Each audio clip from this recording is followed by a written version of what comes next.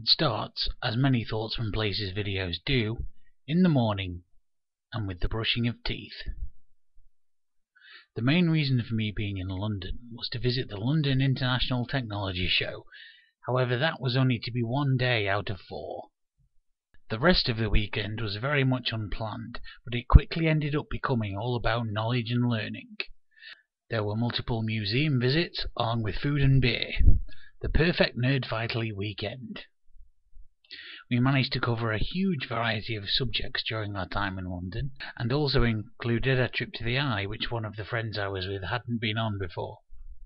We saw technology of the future, including such things as liquid nitrogen-cooled computers, some more conventional water-cooled setups, and various other bits of new technology, from the latest 3D televisions to Bluetooth-enabled rear-view mirrors and watches combined with mobile phones. Personally, I've always been a PC guy, but the display of Mac history was an interesting look into the design process. That takes us back into the history of design in Britain and the work of Kenneth Grange.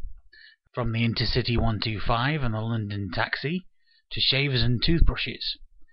I previously had no idea that so many iconic ideas had come from the mind of one man. More science was to be had at the Science Museum. There is so much to see here. Although, however tempting they were, we did leave most of the hands-on features to the children. 3 men over 30 hogging the toys would probably have been frowned upon, which is a shame really. Still, there is plenty of static stuff to look at and learn about, including early computers and many strange-looking mathematical structures. It really is a pity, though, how much of all this technology had to be developed for the purpose of killing each other.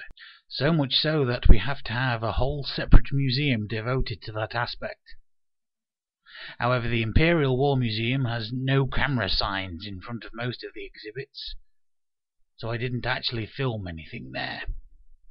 Further back in time is the Tower of London, with its buildings from so many different eras, and historical reenactments too. There are many things to learn here, although again I didn't shoot too much footage. And finally, furthest back were the ancient Egyptian artifacts in the British Museum.